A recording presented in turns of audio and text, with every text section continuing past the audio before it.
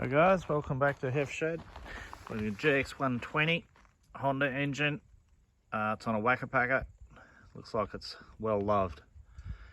Won't go, and we're going to replace the starter cord, which is already ripped out of it. So it's got a no fuel problem. Sparks there, it's got no fuel. So they tell me. I'll work that out. I'll clean her up and we'll get into it.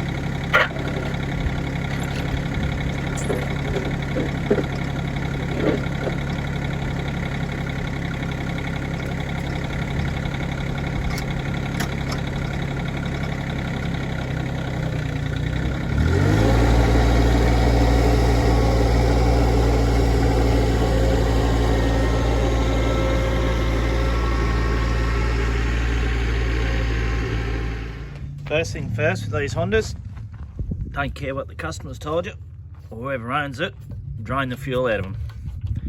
So I'll always tell you it's fresh fuel. Drain bung on the bottom of the carby, and there's another one at the bottom of the tap there, which is just there. If you don't have any spark, check your oil level. The dipstick here, don't take any notice of the dipstick. The oil should be at the halfway or at the bottom of the thread on that dipstick tube. Otherwise, it will send a signal to the coil and we'll cut it out and won't start and it'll have no spark. Check that first thing too.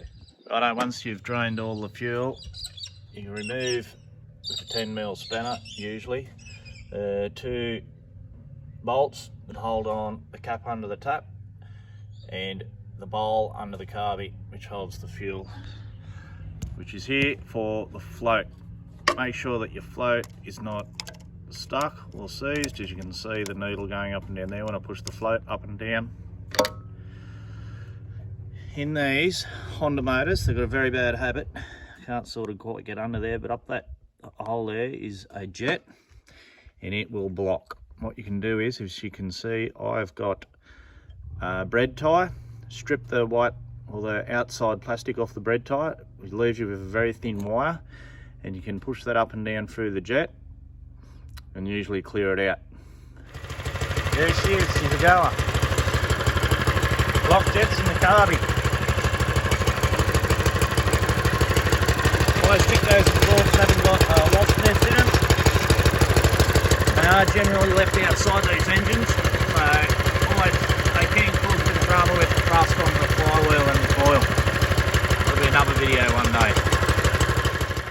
just so you're aware, I did mention that starter assembly before. I've done a separate video on it. If you want to watch cord replacement on that, feel free to watch it.